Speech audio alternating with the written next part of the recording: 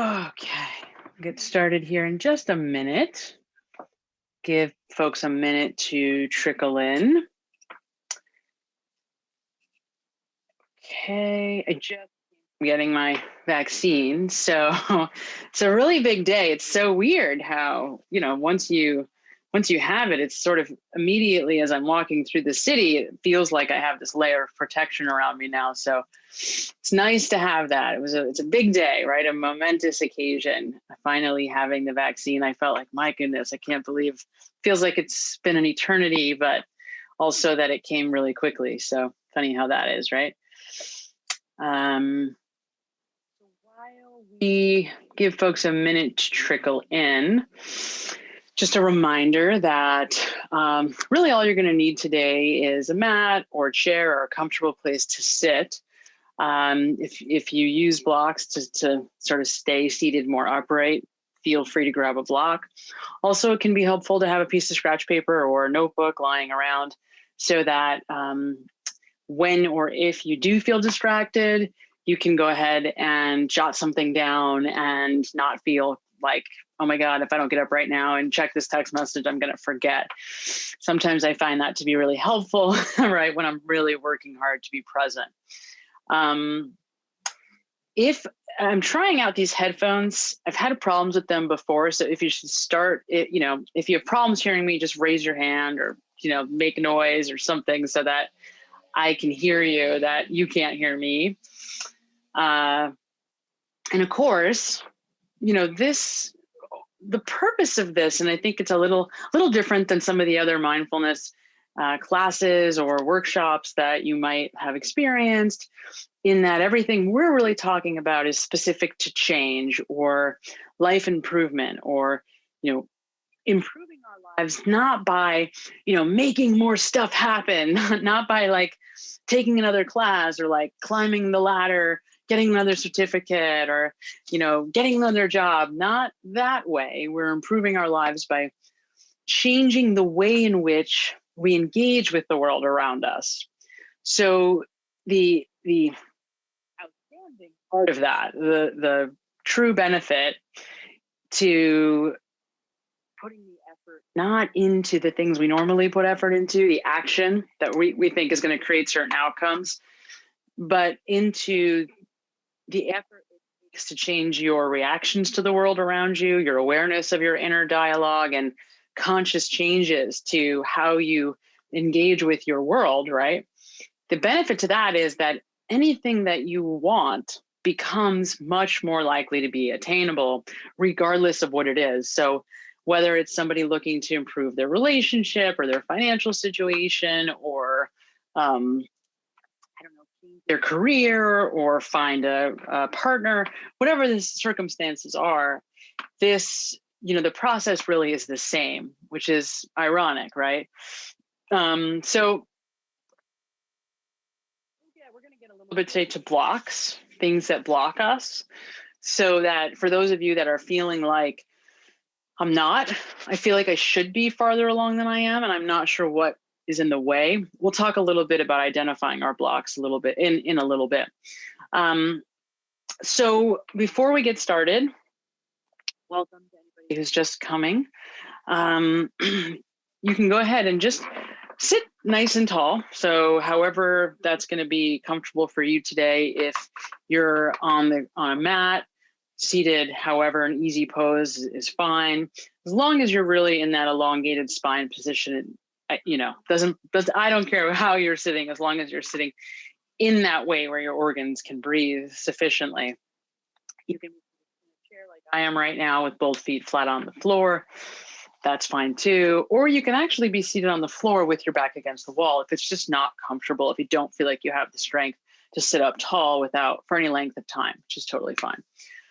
So before we just do a quick grounding exercise to bring us, to welcome us into this space and kind of let go of whatever's been going on up until now, I just want to kind of reiterate the basic rules, as I call them, of this practice. As I always say, right, mindfulness is just like yoga or any other practice. It's an active thing, right? When we go to a yoga class, we have to move and we have to try to move in accordance with the cues of the instructor. This is similar in that it's an action. So throughout this class, you're actually engaging in the act of being mindful, because that's the only way you're going to learn how to do it. So these are my three asks in that effort. The first is to try to do everything you can to stay with me for the duration. I know that's hard and we're not going to be perfect at it always, and nobody is. But, as I always say, I learned this, I think it was my senior year in college. It took me 4 years of college before I realized that if I just went to the class and paid attention, not only did it go by much more quickly, but I didn't have to study as much because I was there and present for the instruction, right?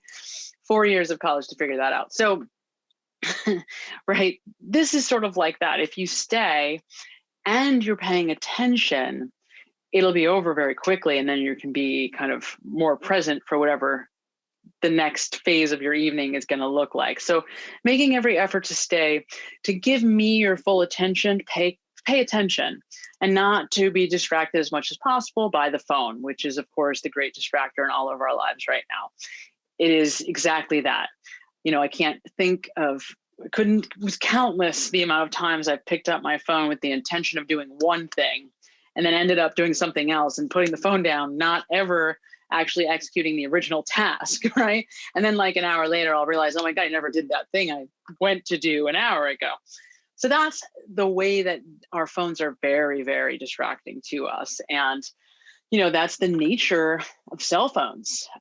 They are, everything about them is calculated in order to get your attention. That's what the whole game is, right? Advertisers, they've got to get your attention. And so this phone, notifications on your phone, everything about it is designed to get you to keep using it. And of course, that's in fact what happens, right? It gets hard to put down. It becomes the nervous, like the thing, our nervous itch, the thing we pick up in order to not feel anxious when we don't know what else to do with ourselves. So being aware of that, not giving into that, also a mindful practice. And finally, as you're trying to stay and pay attention, to be listening to your inner thoughts, because out of the between 40 and 80,000 thoughts we have every day, a very small percentage of those we're actually aware of. And those are really important because your thoughts are what's driving your experience. 90% of what's happening around you is happening as a direct result of your thoughts and of your thought life. So we can talk a little bit more about that in a minute. First, let's go ahead and get started on our grounding exercise. So we're going to go ahead and just sit up nice and tall, however that works for you. If it's comfortable for you, I would really encourage you to close your eyes, because 80% of the information that we're taking in at any given moment through our senses is coming through our eyes. And so as we probably all very, can imagine, or at least have experienced in some shape or form, when we close our eyes and we sit for a minute, you can kind of tell that your senses have calmed down. You can tell that your brain is not moving as quickly because it's simply not doing as much work. As soon as you open your eyes, you're in what we call high beta, means that you're in a fast thinking, pattern, because your mind has to take in all this information and make sense of it through your visual cortex, right? So if you are willing, I would strongly encourage you to close your eyes. I have my puppy on my lap, which I promise is a better place for her than running around barking right now. So I'm not going to have my hands how I normally would, but feel free to bring your palms, turn your palms upside down and rest them comfortably on your thighs, on your knees, wherever is comfortable for you. I'm going to go ahead and just have them in front of me because, again, I have my puppy situated on my lap right now. So we're just going to do a very slow breath technique. That's all we're doing. So we're closing our eyes and then breathe in deeply through our nose. Breathe in as slowly as you can.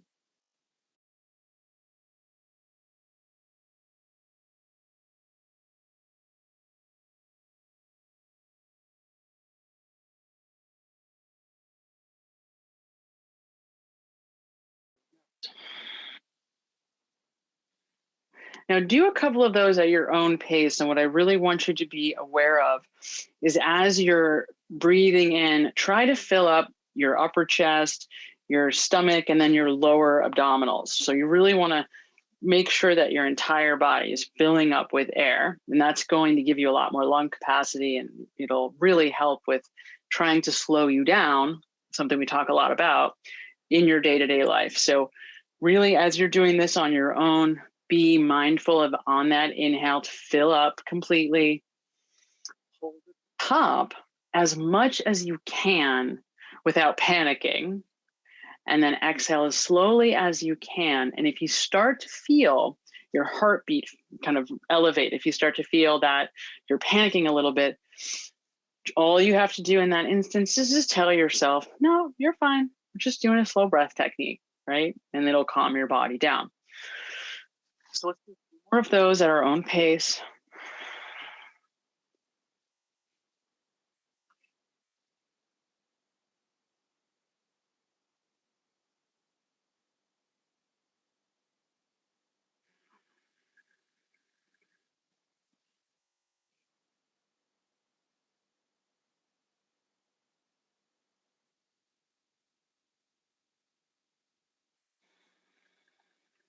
Wonderful. And then we're going to do just two more of those, but this time we're not going to hold. So we're just going to breathe in, again, as slow as you possibly can, slower than you have been so far. Slowest of the day. Slow in through the nose.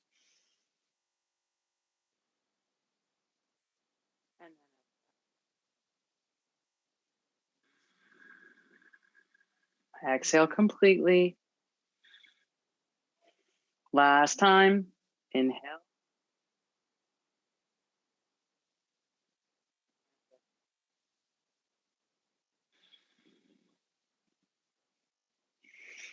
Beautiful. Just noticing how you feel right now. If you feel exactly the same as a moment ago when you sat down, or if you notice that you feel a little bit more relaxed, right, as you should.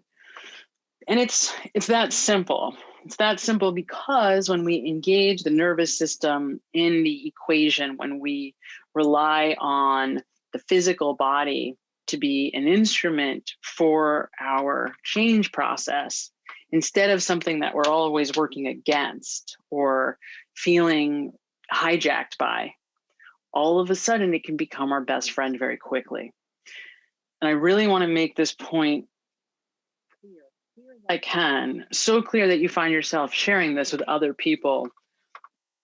I work with clients who had spent years in treatment environments with anxiety and depression and severe anxiety, right? Really just, debilitating anxiety, who after a month of simply incorporating a breath technique into their day-to-day were experiencing half the anxiety that they had ever before. And that is even after years and years of intensive treatment, meaning that really all it took was to invite the body to the party. And as soon as this person was able to do that, or this person I have in mind right now, there was an extremely powerful shift. So it's really simple. And I know it's simple for some people, but change isn't complicated. It's just a matter of employing the tools, the principles, and staying the course over time, right? Consistency. And unfortunately, we're not taught how to breathe correctly. So if you notice, most of us are breathing in this chest. Most of us are just breathing in this top part of our lung system. We're not engaging the belly, and we're not exhaling completely when we're engaging in life, right? We're sort of always in this anxiety place. We're always in this kind of heightened state, waiting for the shoe to drop. And that's something that we don't even know we're doing. We've trained that in our body.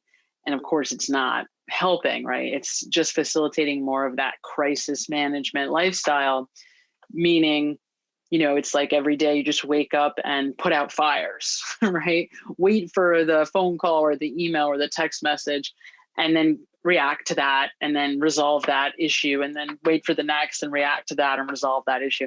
That's not, a productive or fulfilling way to live life. Recognizing that the alternative, which is to be very deliberate about how you want life to be and then executing from that place, is much more fulfilling. And it's really much more effective, even in terms of like measurable successes. So, okay, so I mentioned a moment ago, and just so you know, I have an alarm set you might hear go off so that we can make sure to get enough time for the closing exercise that I want to do today. It's a little bit longer. It's called the Kirtan Kriya. And it's very, popular, well-known meditation mantra exercise, but very easy and, sort of excellent if you're the most advanced yogi on the planet or meditator or enlightened person, or if you're just, at the average person on the street who wants to try some meditation-like exercises. So it's very effective and it's quick and it's kind of fun, right? But it's starting to introduce mantra for those of you that are not as familiar with it. Really helpful, and in a few minutes I'll talk about why. But before we get into that, I mentioned that our thoughts are what is driving our experience, right? And obviously we've talked a lot about that in many different ways, but it's so easy to hear me say that and even hear yourself say that, like, we know that, but that doesn't necessarily mean just because we know something that it's going to sink in and be something that we actually employ day to day or even see as it's playing out around us or for us. And even having been doing these kinds of exercises in this work for eons, it's still elusive to me at times. And so what I want to talk about a little bit is how it is that our thoughts, why it's so important to kind of have a handle on what we're thinking about and how these thoughts in our head go from, right, just thoughts that are spinning through our mind to affecting our life on the ground, because they don't seem physical. And I think this is where that whole mind and body split thing comes in and is so detrimental to so many of us. It's just so detrimental. We don't realize that a thought is a physical action, that it's an activity in the brain and body system. And because of that, it doesn't make sense to us that a thought could be so powerful. And yet they're extremely important. And not just the specifics, although the specifics are important, the tone and the tenor of that thought, the feeling, vibe, right? That's that word vibe. That's really what it means, the vibe that something is giving off and the way it's making you feel. And then how it's affecting your body system, your nervous system. What is that thought doing to the body? So all of these things are, right, really important because they inform your mood. Now, the definition of the word mood, which I always find to be so interesting, when we use that, you hear it all the time, like people use that word, oh, she's in a bad mood or whatever. What it really means, the word itself, the definition of the word itself, means that you are more likely to be in a certain emotional place. So if I say that, that person is in a bad mood, what it tells you, and what it tells all of us, is that we better be careful, because last time I spoke to that person, they were not in a good place. And so tread carefully, right, when you engage with them. It's telling us that there's a likelihood that that person is going to be resonating, vibing, whatever, a certain emotion that probably isn't going to be very pleasant for us when we say that someone's in a bad mood. And the challenge is that when that happens, so I think about it, if I say, okay, if we know that our best friend is going to be in a bad mood because they are just someone who normally is in a bad mood, right? Then we kind of know that we can see it certainly in them, how that bad mood affects their lives. It certainly affects us, whether or not we want to go engage with that person. It stops us from wanting to maybe go visit or to give them a call or even to reach out on, send a text or an email. because we're like, yeah, we don't know if we want to introduce that negativity right now, right? So, and I bring it up to say, when somebody's in a bad mood, when we are in a bad mood, we don't see how we are affecting the outcomes of our lives negatively. We don't see how it's possible that our best friend isn't reaching out to us like they said they would. Doesn't make sense to us that it might be us doing it. It might be them knowing that we are typically in a bad mood, right? We don't. So when we're in the first person, we really struggle to understand how the world around us is interacting around us, but in accordance with us as a direct result of where we are at, what we're thinking, what we're feeling.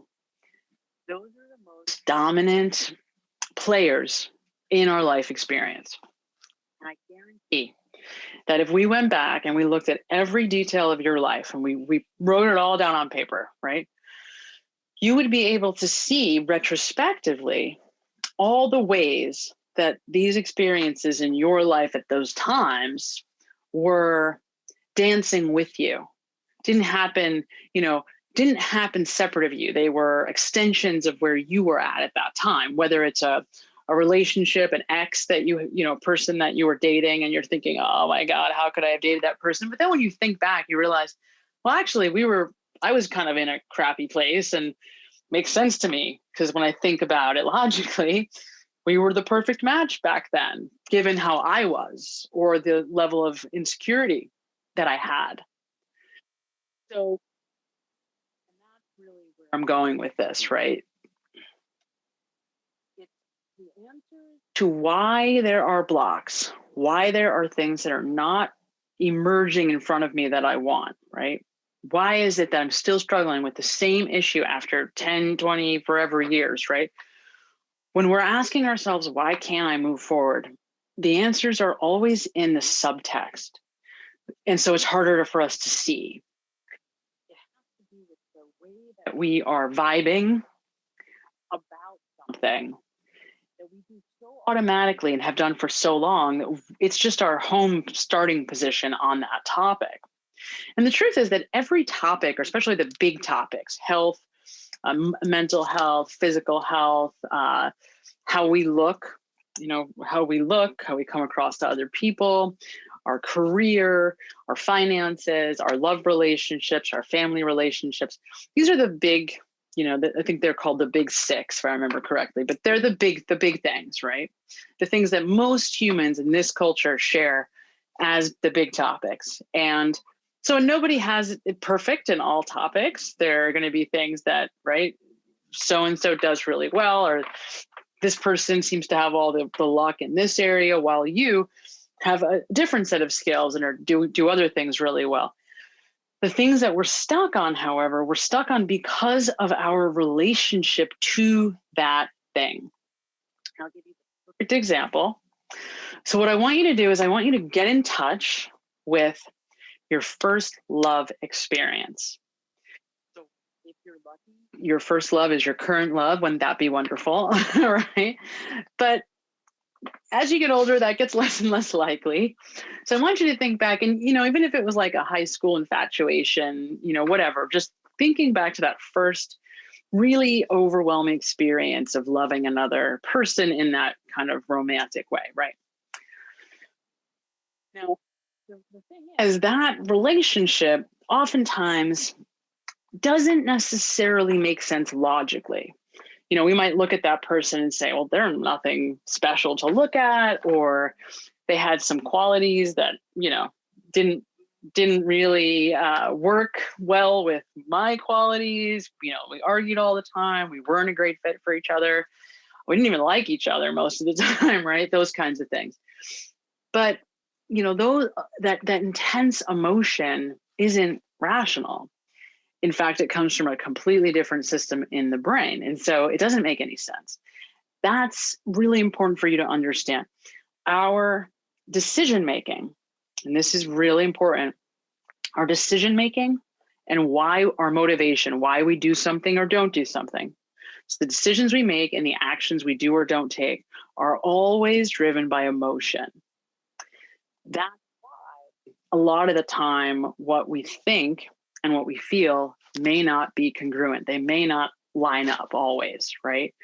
And that's because even though we're human and we want to be really smart and make good decisions all the time, be really rational, so much of the time we're governed by our emotional system because it's first, it's primary. And that's why anxiety is the great destroyer of progress, because it's first, meaning, your first order of business at all times is survive, right? Because if your life is about to be threatened, as you're very, very well aware by now, if your life is about to be threatened, nothing else matters. So the system is designed to keep you alive first. So at any moment, no matter where you are or what you're doing, if there's a loud bang or, something that doesn't seem like it should be there in that moment, right? Whatever, your system is designed to catch the anomalies so that it stays alive. Period. That's the deal. But it catches it before you're even consciously aware of it because it's limbic. It's in the emotional systems of the brain, your limbic system. And because of that, it's not happening at the level of your neocortex, at the level of your smart brain. It's not happening at the level of logic and reason. So the barriers that we're struggling with, the things that are keeping us from, experiencing the things that we want completely yet, things we still have not seem to elude us, those things are living in our emotional blocks, not the intellectual blocks. They're not intellectual blocks, they're emotional blocks, which means that we have thoughts and feelings about this stuff that we don't even know we have very often. Sometimes we do, but very often we don't know. And therefore can't even see what it is that we need to work on. Now, the biggest, most common impediment to, this forward momentum is self-esteem. Because we have placed such a high premium, especially in this culture, we've placed such a high premium on other people's opinions of us. And, part of that is based on evolution, and part of that is, part of the human design because we're very social creatures. But part of that is also cultural, right? Like caring about how we look, caring about, our weight, our caring about, our wrinkles, and putting money and stuff into beauty and looking youthful, right? All of that stuff. Caring a lot about how other people see us oftentimes is where we're getting our self-esteem.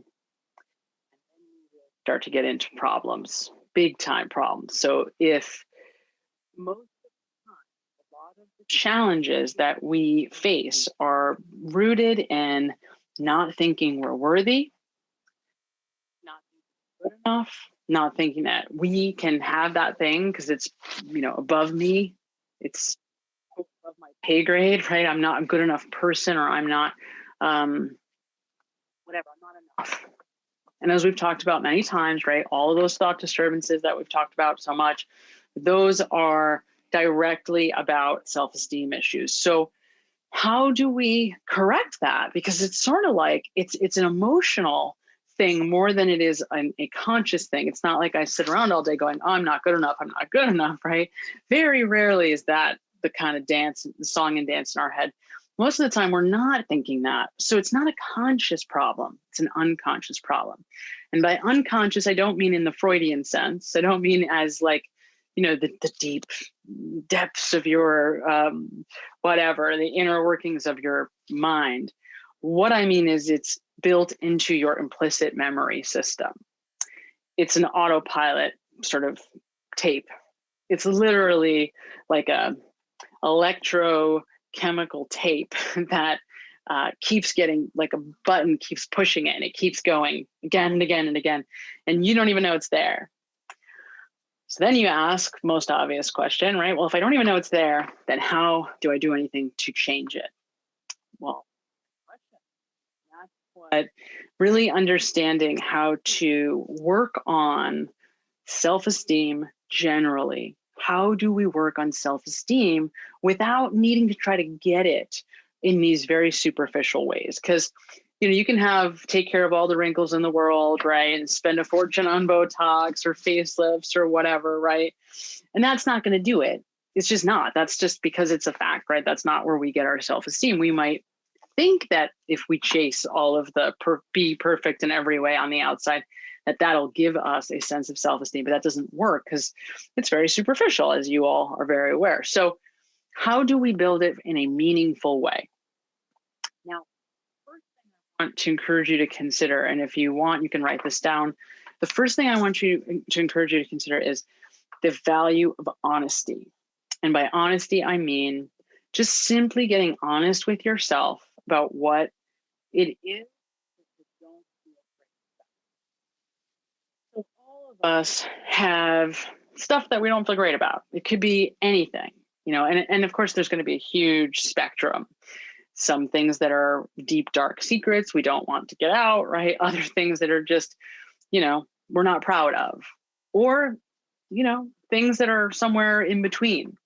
May not be guilt and shame so much about what we've done or not done, but it could be something that we said or didn't say, however long ago, to a loved one. I mean, it can be pretty much anything.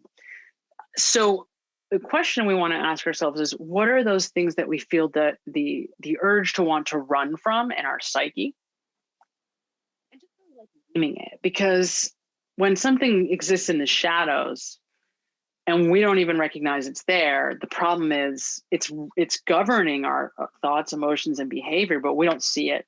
So we want to take something from the shadows and we want to bring it into the light. We want to say, okay, what is this thing that I'm struggling with? What is it? Let me just name it. And all of a sudden, once it has a name and it's sitting in front of us, it's like, oh, well, that's not such a big deal, right? Because we can see it becomes less, we're not as stuck in it. It becomes more external. It's not in us. It's now kind of right alongside us, in front of us. And we can go, oh, okay, this is manageable. Not such a big deal. And then the question is, how do I improve my self-esteem around this thing that I don't feel good about or that I feel ashamed of? Because hanging on to the negative belief, the sense of, not being good enough, is an impediment to my moving forward and living the fullest of life that I can. So we really owe it to ourselves to let go of these things. We really, really do. It's not let them govern our lives anymore. So once we have a sense of what they are, and there's going to be big things like, I work a lot with people in recovery and sobriety, and there's going to be people who say, hey, I relapsed 8 years ago. I never told anybody. Okay, so that seems like a big thing, right? And then there's going to be little things like, I told my husband I was one place when I was really another. I don't even know why I did it, but I feel guilty about it. I'm not asking you to take any action towards correcting that. I'm not telling you to call your sponsor and tell your sponsor. I'm not telling you to go run into the bedroom and tell your husband. That's not where we're at yet. All we're doing is allowing to sort of honor it. So we're just sort of taking it out of the shadows and putting it in front of us and saying, okay, here's this thing. Yes, I'm not proud of this thing, but what am I going to do about this, right? I don't want it to continue to affect me in this unconscious way. So I want to bring it out front. Now, once we have it in front of us, what is an esteemable act? What's something that we can do that's tangible, right? That begins to help us to feel like we've made progress towards improving this aspect of our lives, right? Maybe I'm not ready to pick up the phone and, call my sponsor and tell them about the relapse 8 years ago. And maybe I'm not ready to go into the other room and tell my husband that I lied. But what can I do? Can I make it a real point to be truly kind to my husband tonight and make sure that I'm extra special, make him his special favorite dinner, or be just, really patient and kind and thoughtful? Yes. Can I reach out to 3 sober people, and ask about their day? Yes. And we're not doing that out of guilt. We're doing that to try to get that sense of self-esteem. Esteemable acts are the fastest way to grow our sense of self-worth. Because when it comes to self-esteem, we are very actionable, we're very literal and tangible. We're also, by the way, very hard on ourselves. I mean, we really let ourselves have it. We beat the crap out of ourselves about, the things that we're ashamed of or that we feel guilty about. And the truth is that, right, let's say that, yeah, you did relapse 8 years ago. Well, so what? Yeah, so shit happens. You move on. It's sort of like keeping it in the closet is the thing that makes it so powerful. And when we're able to bring it out in front of us and begin to look at what to do about it, right? Even if it's not out yourself completely, but to start to take action, corrective measures, all of a sudden those things start to not seem as big and bad and terrible anymore. And now we can begin to really build our self-esteem. Now, let's say that you are looking around and you're like, I don't really, Sam, I don't have anything I feel particularly like low self-esteem around. Like I don't have any lies or instances or things I'm feeling guilty or shameful about. Great, amazing. Then just take an area of your life and think about ways to build your sense of self-worth in that area. Now, again, I want to be very clear about this, though. When we're looking more generally at self-esteem, we're not going to get it by like going on a crash diet or, right? We're not looking at superficial measures of thinking we're going to get people to tell us that we look good. That's not self-esteem. That's deep insecurity and the need for validation. And that is what I meant before when I said there's those subtle, it's those subtle emotions that we don't know are there that are really ruling. Those are our blind spots. Those are what's governing our lack of coming to see what it is that we really want in front of us to emerge. It's that subtle stuff that's really kind of holding us back and digging our heels in. So if we're going to really make that push, we have to be more aware of the subtleties. And so if I'm needing validation from other people to tell me that I look a certain way or, my weight is okay, or what I'm actually doing is I'm saying I'm insecure, validate me. So no amount of validation is going to really take that away, right? It's just not. That's sort of like, that's the design, right? So that's our alarm. Okay, so we're talking about working on self-esteem measures and how ways to deliberately shake it up so that we are overcoming our blocks, the big things that are interrupting our ability to step fully into the future that we want most. So, achievable acts. Moving closer to living in our truth, in our alignment is the key there, right? So I've many, many times mentioned these 3 A's of mindfulness: awareness, allowing, and alignment. So the first we've talked about a lot, awareness, right? Having to recognize what's going on internally. And then there's that alignment, which is really has a couple different variables. One is about honesty with ourselves, right? Living from that place of that honesty with ourselves. And honesty with ourselves, by the way, includes saying to yourself, I'm not ready to address this. Because again, it's just honest. Even if your truth is that you're not ready to be truthful, at least you're acknowledging that instead of running from it. Because when we run, we create a bigger gap between where we are and where we want to be. We create what's called resistance. We're bringing on negative stuff.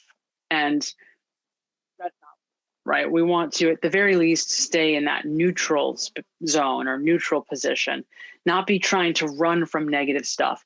And I'll tell you why.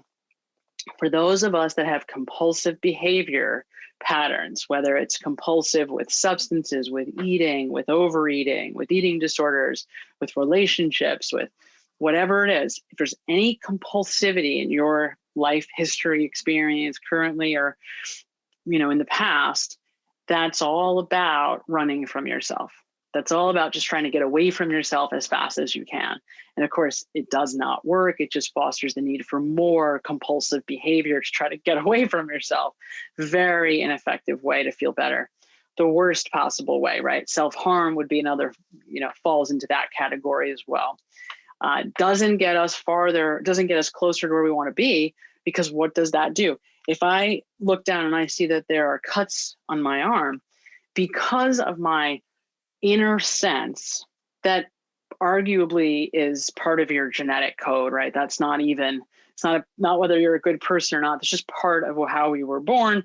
We look down, we see a scar from a self-inflicted wound. We don't feel good about ourselves.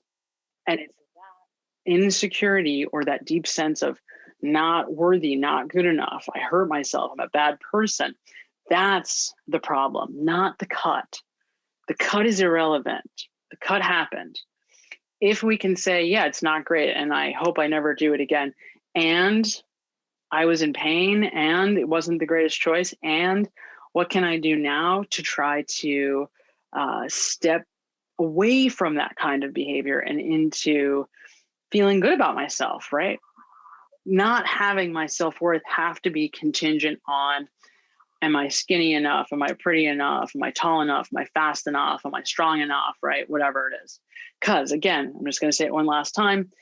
When we're chasing the superficial, money, when we're chasing stuff and superficial stuff, it's coming from a place of not enough. Not enough. It's not possible. Because as I said, it's the subtle underneath emotions and thoughts that are driving your experience, because that's what rules perception. That's what governs neurotransmitters, what we call attractor neurons.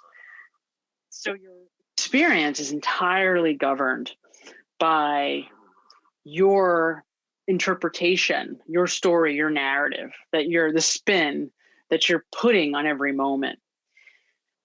And that's not a metaphor. I want to say that very clearly. It's not a metaphor. That is a literal statement. It's not like that some of the time. It's always that way, right? It's always that way. We are always creating our experience as we're going through, with no exception. So if I don't like what's happening around me, instead of reacting to whatever it is, can you pause and say, hey, wait, what am I doing right now that's creating this outcome for me? Because I know now how perception works, and I know how this thought and emotion system works enough to know that it's me doing this, not somebody doing it to me, right? Even if the thing I'm doing is simply giving my attention, allowing myself to give my attention to something that is not serving me. Okay. And I'll give you two quick examples of this. Earlier today, I was on the subway to go get my vaccine. And as I was coming back, there was this person in front of me was moving very slowly. And you know how people are when they're trying to get into the subway, there's that urgency that the door's going to close on them. They're not going to get on, right? Not going to be able to get on. So there's two people in front of me moving very slowly. One person had a walker, right? And they were just really slow. And I felt myself like feeling that urgency. But the person behind me really couldn't tolerate it and started yelling, right? Like, move, or I forgot exactly what they said. Basically, the implication was get the fuck out of my way, right? And I got the message, and, my instinct was to say, I am trying, but it's not, it's not me, right? It's these people in front of me.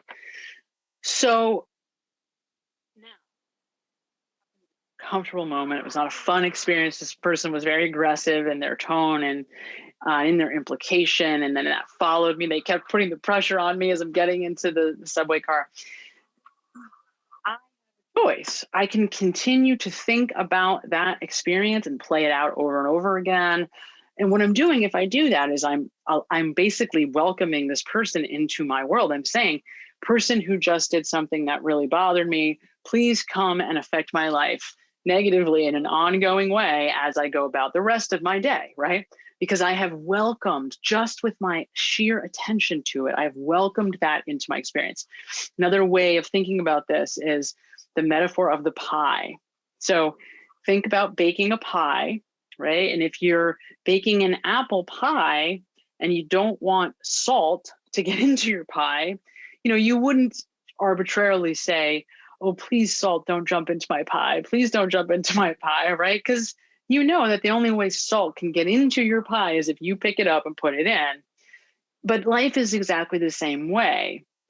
What we don't realize is that it's a choice to welcome things that are unpleasant and don't make us feel good, to welcome them into our life experience, which in this metaphor is our pie, right? If I continue to perseverate on that experience on the subway, I am welcoming that person now into how I feel, into my thoughts, into my emotional life. Now I have just turned the whole dial down a notch away from where I want to go, right? Because there's no good and bad in this. We've talked about that plenty. It's just towards where I want to be and away from where I want to be. And every time I welcome something that makes me feel worse, what I'm doing is creating more and more the likelihood of staying in a negative mood space. And once I'm in that negative mood, what does a mood mean? It means I'm more likely to experience that emotion. If I'm in a good mood, it means that if you give me a call, it's likely that we're going to have a fun conversation, because what you're saying is the chances are greater that I'm going to be in a good mood than not. So remember that, and understanding that you're the narrator here, whether you're doing it consciously or unconsciously with your thoughts and emotions, and whatever you give your attention to is fair game. If you were in a video game, and you don't want to, I don't know, lose life, whatever the details of that game are, you're not going to chase trying to get eaten by the monster, right? You're going to get away from the monster. This is the same, right? The monsters, though, in our lives tend to be the things that we are running from, right? We feel guilt and shame and negative emotion about the things, that the injustices. And I've said that before, the injustices are the hardest thing for humans to be willing to let go of. So watching for those things and watching for that negative emotion in you, and watching for those little pieces inside your psyche and in your emotional life that are taking you out of alignment and knocking you off course. And, sort of saying, right, like, I don't want to welcome this thing into my experience. How do I let it go? How do I let this go? Okay. So let's shift gears. I want to bring up this exercise. I want to make sure we get to it today. So I'm going to go ahead and share my screen with you so that you can see. Here it is. You should be able to see the screen. Okay. So the curtain Kriya. You may have heard of this before. It's also called Satanama.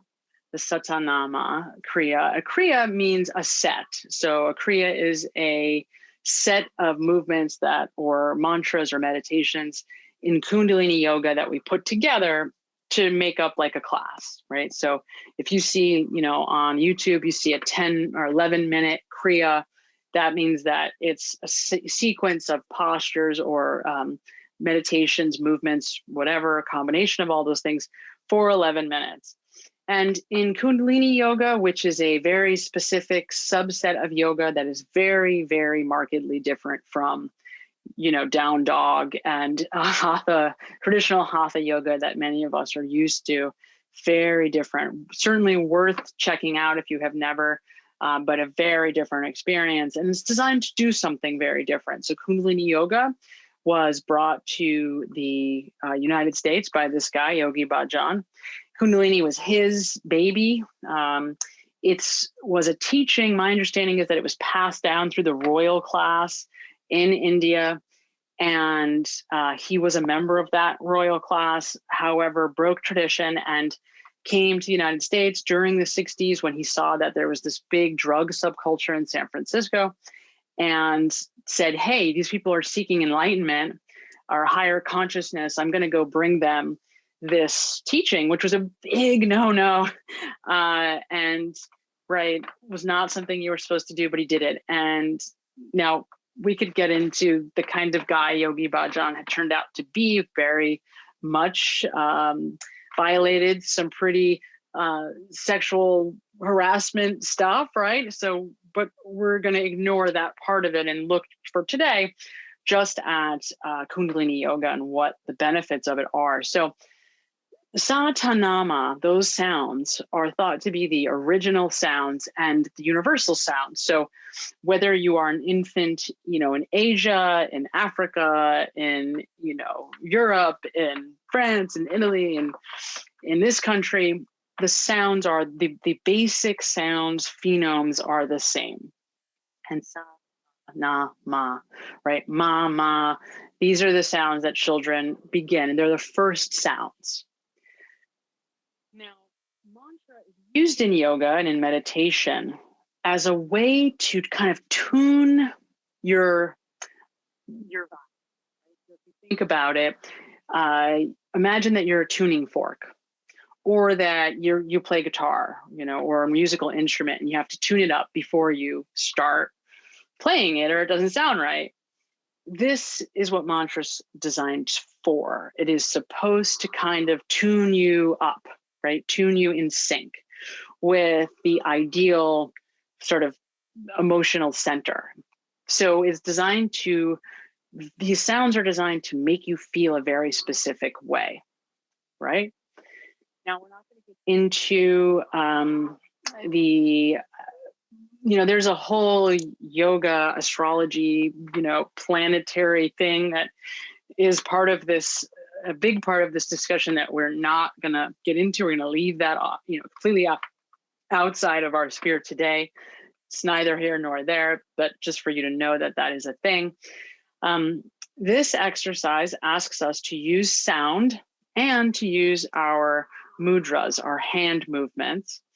Very true to form. This is a very traditional, well-known Kundalini yoga exercise, and very helpful in a number of ways, has a lot of really positive effects. One of the other things you might notice about Satanama, these are the fundamental sounds of the word namaste, right? So if you actually look at the na, ma, right, ta, sa. So one of the reasons that is used as a greeting, what we're saying when we say Satanama, or we rearrange those same sounds and use them in namaste. You've probably heard this before. People say that what it means is it's a greeting. It means I acknowledge you. I acknowledge that you are a real person who is here. Instead of, and I think this is so interesting, as I heard Yogi Bhajan talk about this, instead of hello, which if you think about it, has the word hell in it, which I thought was so that's creepy. What is that about, right? That just doesn't sound good. And as soon as he said it, I thought, I don't want to keep seeing that. That's terrible. So it's not an ideal greeting, certainly. But this idea that we're greeting each other, what we're actually saying when we use namaste or satanama, what we're saying is, I honor and acknowledge that you are here. And this is the more important one, you are physical. In other words, you create your world. I acknowledge you as a creative, physical being who has that creative genius or power, which is,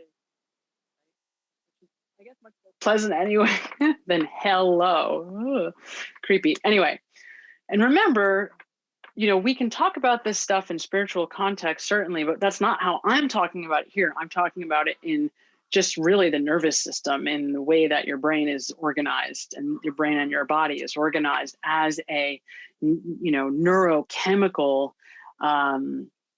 composition, right? How you are composed. So the exercise is, going to repeat the sounds. Sa, ta, na, ma. So that's the chant. Sa, ta, na, ma.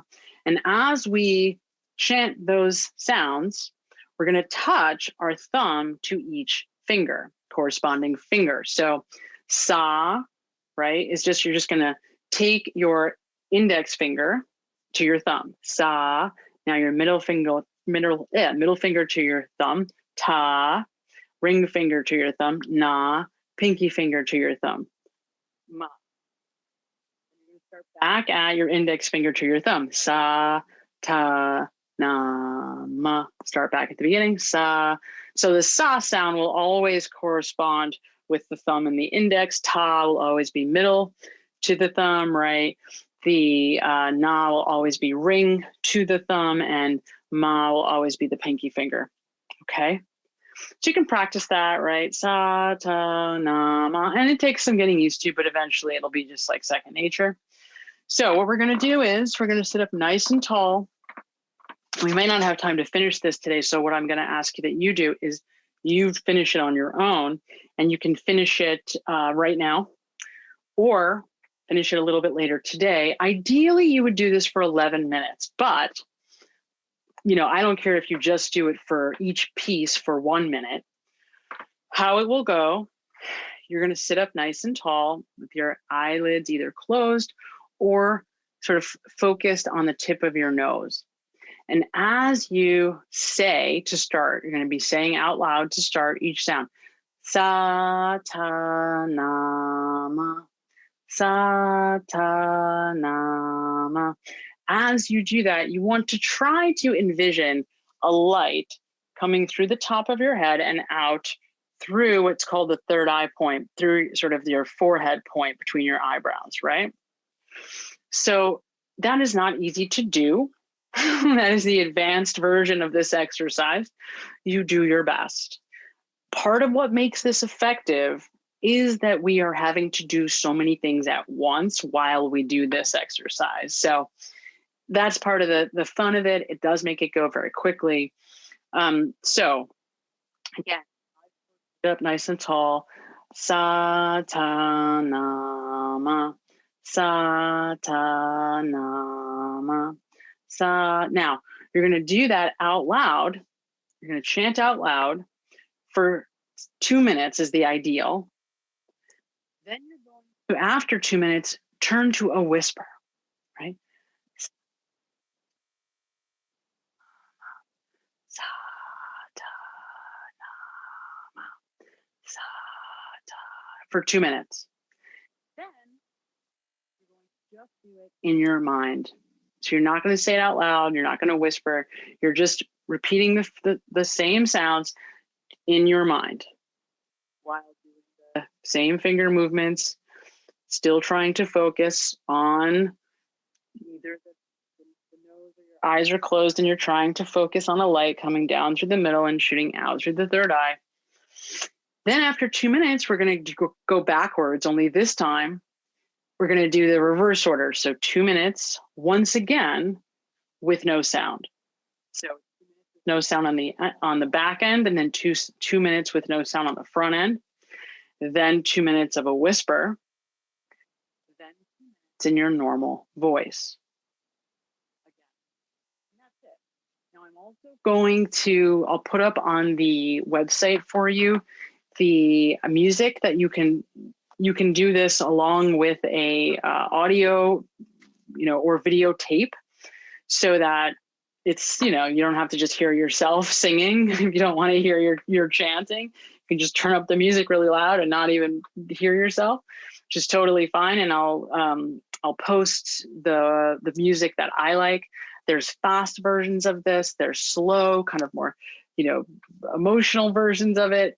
Pick whichever one speaks to you. Mostly, I'm going to put up the 11-minute version of this so that it's just really palpable and easier for people to do. But there's 33-minute, there's longer versions. And if you really think 11 minutes is too long to start, then just modify and do each for 1 minute, right? Just chanting while connecting to the fingers out loud for 1 minute, then whisper for a minute, right? Then inside your mind for a minute, and then just go back, right? So you're just doing the best that you can, building up your tolerance. And what are the things you're going to really benefit from with this experience or with learning this, the current Kriya, is that it teaches you again how to get present, because it's very hard to do all, as I said, all these things and lights coming through your head and out your eyebrow point. It's hard to do all of that and think about what you're going to have for dinner later. It's just really just challenging to pull off. Even when you get very good at this, it's still one of these exercises that even masters really have to be focused on, because you're being asked to coordinate so many different sounds and movements all at once. Now, another thing I want you just to be mindful of, if you find you are anxious, and for those of us that live in New York City, I've given this exercise to many people in the city as they are moving around. Just like the subway incident that I mentioned earlier, that stuff happens here. And if something does get under your skin for whatever reason, this is the kind of exercise that you can do while you're walking around that people really don't see. So what do I mean by that? In your head, not out loud, but in your head, just satanama, touching the fingers as you're walking down the street, saying the sound internally, right? You can whisper it. Hell, if you're comfortable with it, go ahead and scream it out loud. I don't care, but I understand that most people aren't going to do that. But just to be walking and even focusing on the sounds and your fingers can be very useful, because it's a way to get present. And the key, the absolute key at all times to improvement, to self-improvement, to stepping more fully into the future you want, is being more present. Because there's no question that if you're not seeing results in whatever area you're most interested in seeing results, it's because you are not present and are doing something you don't know you're doing, or thinking something, feeling something, vibing something, however you want to say it, that you don't know you're doing. So the more effort that you put into being present and practicing managing your mood, which is the end of the day, the critical factor, the more likely you are to see the changes that you're most interested in seeing.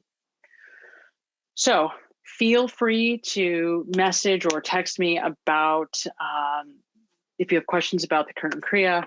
It's all over the internet. It's, like I said, a very popular exercise. I'm going to go ahead and post right now the song, or the version of the song that I like. And I'll just tell you before I post it, the name of the artist. Spelled Nirinjan, Kaur, Kaur. So that's the version of the song that I like. You can type that into YouTube or into Google or into your iTunes or whatever, Spotify, and the album will come up. Again, it's the Curtain Kriya, so you'll see right away what I'm talking about. Use the short version because there's a longer version too, but if you want to go through the 11-minute version and just literally all you're going to do is follow along with the music, follow along with her. She's fabulous. I have a lot of her music for Kundalini Yoga. And if you really like this exercise, if you find that you really like doing this exercise, let me know and I can give you endless Kundalini Yoga. I can give you more information about it. And, we can talk more about it. I will tell you that the purpose of Kundalini Yoga is to raise your Kundalini, which is your energy. So the very purpose of all of it, every single bit of it, is to really improve your life by leveraging, kind of getting rid of the old yucky stuff and kind of, blowing it out of the water, so to speak, right? Blowing your spiritual energy out of the water.